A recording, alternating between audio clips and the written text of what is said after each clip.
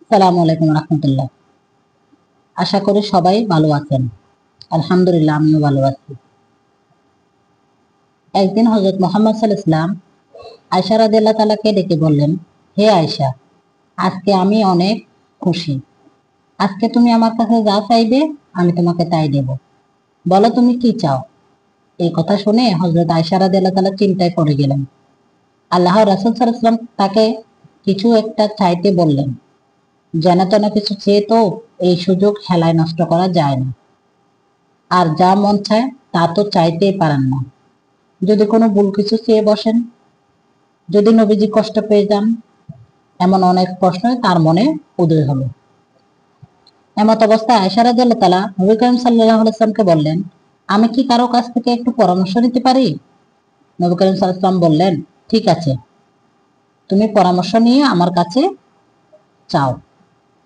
আয়েশা রাদিয়াল্লাহু তাআলা তখন তার পিতা হযরত আবু বকর রাদিয়াল্লাহু তাআলা এর কাছে পরামর্শ চাইলেন। আবু বকর রাদিয়াল্লাহু তাআলা বললেন, যখন কিছু চাইবে তাহলে তুমি মুহাম্মদ সাল্লাল্লাহু আলাইহি ওয়াসাল্লামের কাছে মেরাজের রাতের এমন কিছু গোপন বিষয় জানতে চাও যা আল্লাহ পাক রব্বুল আলামিন তার রাসূল সাল্লাল্লাহু আলাইহি ওয়াসাল্লামকে বলেছেন, কিন্তু তিনি সেই কথা কাউকে বলেননি। আবু বকর রাদিয়াল্লাহু তাআলা আয়েশা রাদিয়াল্লাহু তাআলাকে এই পরামর্শ দিয়ে বললেন, তুমি আমাকে কথা দাও, নবী করিম সাল্লাল্লাহু আলাইহি ওয়াসাল্লাম যা বলবেন তা সর্বপ্রথম তুমি আমাকে জানাবে। আয়েশা রাদিয়াল্লাহু তাআলা সম্মতি দিয়েই নবীজি সাল্লাল্লাহু আলাইহি ওয়াসাল্লামের কাছে দিয়ে বললেন, আমি মেরাজের রাতের এমন কোনো গোপন কথা জানতে চাই যা এখনো আপনি কাউকে বলেননি।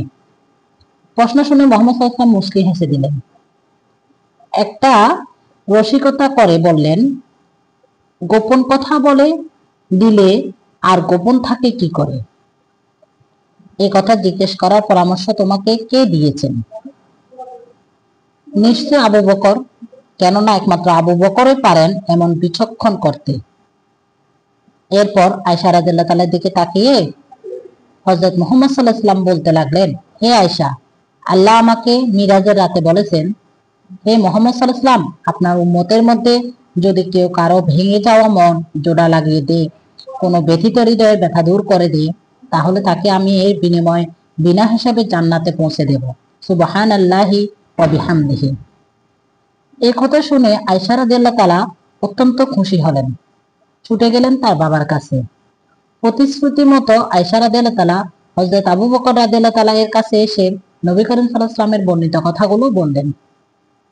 কিন্তু তা শুনে আবু বকর রাদিয়াল্লাহু তাআলা কাঁদতে শুরু করে দিলেন। আয়েশা রাদিয়াল্লাহু তাআলা আশ্চর্য হয়ে জিজ্ঞেস করলেন, বাবা, আপনি তো কত ভেঙে যাওয়া মন জোড়া লাগিয়েছেন, কত ব্যথিত হৃদয়ের ব্যথা দূর করেছেন, আপনার তো সোজা জান্নাতে যাওয়ার কথা, কিন্তু আপনি কাঁদছেন কেন? আবু বকর রাদিয়াল্লাহু তাআলা বললেন, আয়েশা, কারো ভাঙা মন জোড়া লাগালে যেমন আল্লাহ সোজা জান্নাতে দিবেন, কারো মন ভাঙলেও আল্লাহ যদি সোজা জাহান্নামে দিয়ে দেন।